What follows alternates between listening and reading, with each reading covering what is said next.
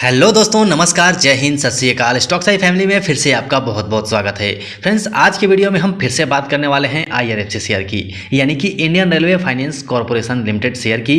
क्योंकि अभी जो माहौल चल रहा है, इस माहौल में बिना स्टॉप लॉस के मार्केट में रहना मेरे हिसाब से बेवकूफ़ी होगी। और अगर IRFC शेयर को आप देखें तो जो हमने पहले वीडियो में डिस्कस किया हुआ है, जो हमने सपोर्ट बताया हुआ है, उस सपोर्ट के आसपास ही रुका हुआ है, वहाँ से अपने रेसिस्टेंस को ब्रेक नहीं कर पा रहा है। तो जिस हिसाब से माहौल बना हुआ है, यानी कि वार का जो सिचुएशन बना हुआ है, उस हिसाब से बहुत जरूरी है कि स्टॉप लॉस के साथ हम मार्केट में रहें। क्योंकि कब मार्केट के अंदर में बड़ी फॉल आ जाए किसी को भी पता नहीं है।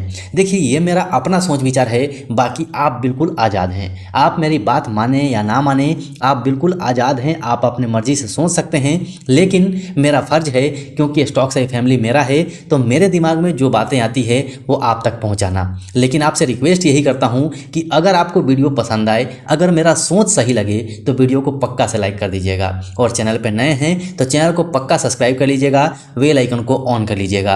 क्योंकि ये सारा वीडियो मैं टाइम पास के लिए नहीं, अपने व्यू बढ़ाने के लिए नहीं बनाता हूँ, बल्कि हमारे फैमिली का जो इम्पोर्टेंट पैसा लगा हुआ है, उस पैसे को बचाने के लिए बनाता हूँ। हो सकता है कि मेरे द्वारा बताई गई बात आपके काम आए और आपका इंपॉर्टेंट पैसा बच जाए, इसलिए ये वीडियो बनाता हूँ। आप वीडियो को बिना स्किप किए हुए कंप्लीट देख लीजिएगा, क्योंकि इसमें हम बात करने वाले हैं कि शॉर्ट टर्म में IRFC का टारगेट क्या रह सकता है और कहाँ पे हमें स्टॉप लॉस लगा के चलना चाहिए। साथ ही अभी क्वार्टरली रिजल्ट का समय चल रहा है, तो IRFC के डिविडेंड के बारे में भी बात करेंगे।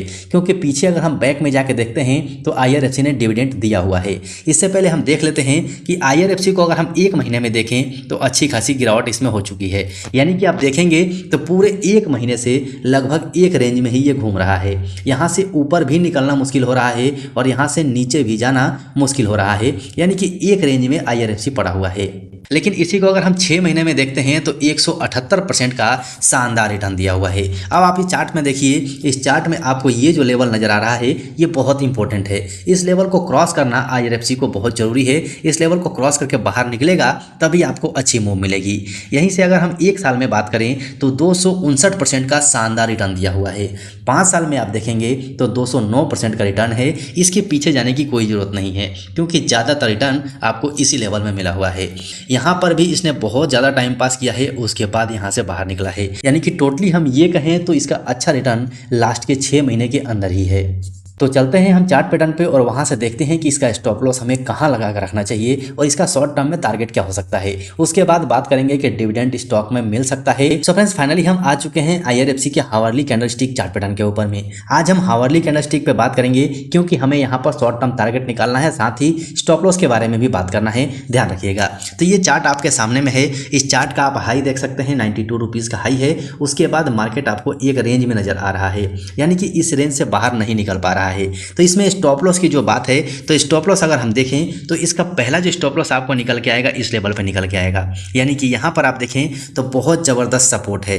इस सपोर्ट से नीचे जाने के चांसेस बहुत कम हैं। यानी कि हमें पहला सपोर्ट जो है वो 71 पे नज़र रखना चाहिए। उसके बाद अगर हम दूसरे सपोर्ट की बात करें तो दूसरा सपोर्ट जो इसका निकल के आएगा वो 67 रुपीज़ का निकल के आ रहा है।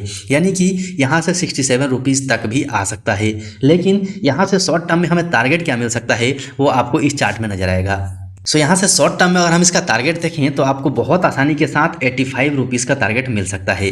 क्योंकि यहाँ पर आप देखेंगे इस चार्ट में, तो यहाँ से अगर ये बाहर निकलता है तो फिर से इसे इस लेवल पे आकर रुकना पड़ेगा। यानी कि ये जो लेवल है, यहाँ पे आपको टारगेट मिल सकता है, लेकिन इसके बाद आपको अच्छी मूव मिलेगी। उसके बाद 92 रुपीज़ जो इसका हाई है, वो इसके लिए रेसिस्टेंस का काम करेगा। लेकिन फिलहाल में जो माहौल युद्ध का बना हुआ है, उसमें बिना SL का हमें रहना मार्केट के अंदर में सही नहीं होगा। मेरे हिसाब से अगर आप प्रॉफिट बुकिंग नहीं कर रहे हैं तो पक्का से ऐसे लगा कर रखिए, क्योंकि कब मार्केट अपना करवट बदल दे किसी को भी पता नहीं है। अभी आपको मार्केट हल्के में लग रहा होगा, लेकिन इसके ऊपर में हमने वीडियो बना के ऑलरेडी डाला हुआ है।